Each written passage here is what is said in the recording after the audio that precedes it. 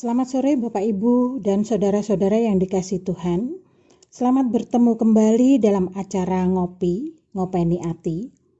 Dan sebelum kita membaca dan merenungkan firman Tuhan, marilah kita berdoa terlebih dahulu. Mari kita berdoa. Bapa Surgawi, terima kasih untuk kesempatan di mana kami boleh mengisi hidup kami dengan firman-Mu. Berkatilah kami Tuhan, agar kami mampu menjadi kitab terbuka yang dibaca orang di sekitar kami, dan semua orang yang melihat memuliakan nama-Mu. Terima kasih Tuhan, di dalam nama Tuhan Yesus Kristus, Allah kami yang hidup. Amin. Bapak Ibu yang dikasihi Tuhan, hari ini tema yang akan kita bahas adalah Jadilah Terang, dan nats yang menjadi dasar renungan kita dari Mazmur 18 ayat 29 berbunyi demikian. Karena Engkaulah yang membuat pelitaku bercahaya, Tuhan Allahku menyinari kegelapanku. Demikianlah firman Tuhan. Bapak Ibu yang dikasihi Tuhan, ada sebuah cerita tentang si buta yang membawa pelita, dan ceritanya begini. Pada suatu malam seorang buta berpamitan pulang dari rumah sahabatnya. Sang sahabat membekalinya dengan sebuah lentera pelita. Orang buta itu tertawa terbahak-bahak dan ia berkata, "Buat apa saya bawa pelita? Kan sama saja buat saya. Saya bisa pulang kok." Dengan lembut, sahabatnya menjawab, "Ini agar orang lain bisa melihat kamu, biar mereka tidak menabrakmu." Akhirnya orang buta itu setuju untuk membawa pelita tersebut. Tak berapa lama, dalam perjalanannya, seorang pejalan menabrak si buta. Dalam kagetnya, si buta mengomel, "Hei, kamu kan punya mata. Beri jalan dong buat orang buta." Tanpa berbalas sapa, mereka pun saling berlalu. Lebih lanjut, seorang pejalan lainnya menabrak si buta. Kali ini si buta bertambah marah. "Apa kamu buta? Tidak bisa lihat ya? Aku bawa pelita ini supaya kamu bisa lihat." Pejalan itu menjawab, "Kamu yang buta. Apa kamu tidak lihat pelitamu sudah padam?" Si buta tertegun menyadari situasi itu, dan si penabrak meminta maaf.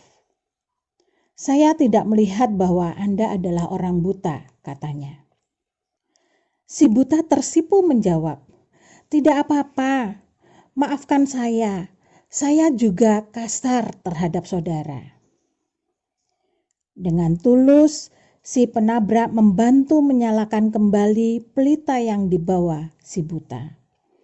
Mereka pun melanjutkan perjalanan masing-masing. Dalam perjalanan selanjutnya, ada lagi pejalan yang menabrak orang buta itu. Kali ini si buta lebih berhati-hati. Dia bertanya dengan santun, "Maaf, apakah pelita saya padam?" Penabraknya menjawab, "Loh, saya justru mau menanyakan hal yang sama." Senyap sejenak. Secara bebarengan mereka bertanya, "Apakah Anda orang buta?"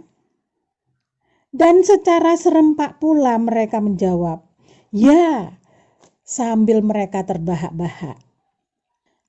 Mereka pun berupaya saling membantu menemukan kembali pelita mereka yang berjatuhan sehabis bertabrakan. Pada waktu itu juga seseorang lewat. Dalam keremangan malam, nyaris saja ia menubruk kedua orang yang sedang mencari-cari pelita tersebut. Ia pun berlalu tanpa mengetahui bahwa mereka berdua adalah dua orang buta. timbul pikiran dalam benak orang itu, rasanya saya perlu membawa pelita juga. Jadi saya bisa melihat jalan dengan lebih baik dan orang lain juga bisa ikut melihat jalan saya. Bapak Ibu yang dikasihi Tuhan, demikianlah kisah si buta dan pelitanya. Bapak Ibu, dari kisah tadi saya menjadi ingat di dalam Injil Matius 5 ayat 14 dan 16. Dikatakan di sana bahwa kamu adalah terang dunia. Dan demikianlah hendaknya terangmu bercahaya di depan orang, supaya mereka melihat perbuatanmu yang baik dan memuliakan Bapamu yang di surga.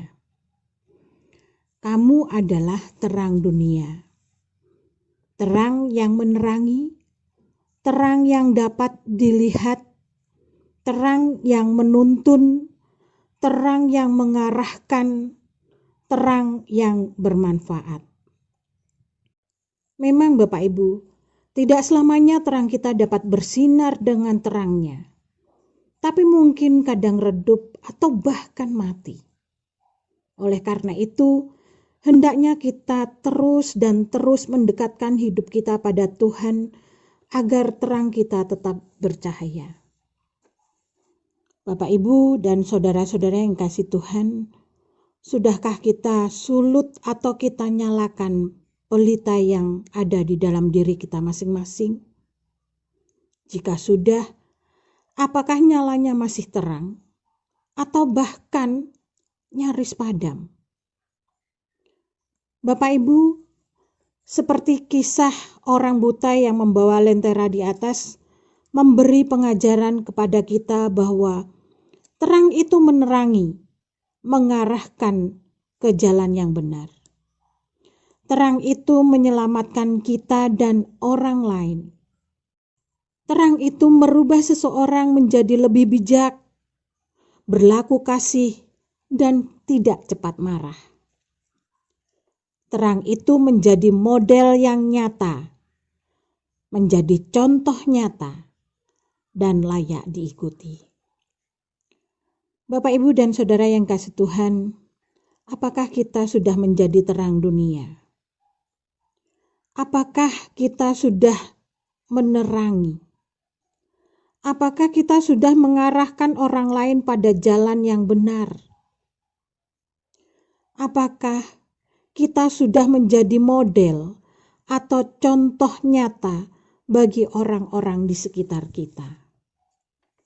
Bapak, Ibu, dan saudara-saudara yang dikasihi Tuhan, demikianlah hendaknya terangmu bercahaya di depan orang, supaya mereka melihat perbuatanmu yang baik. Kiranya kita boleh membawa terang kita dan orang-orang di sekitar kita merasakan terang itu. Amin. Tuhan Yesus memberkati.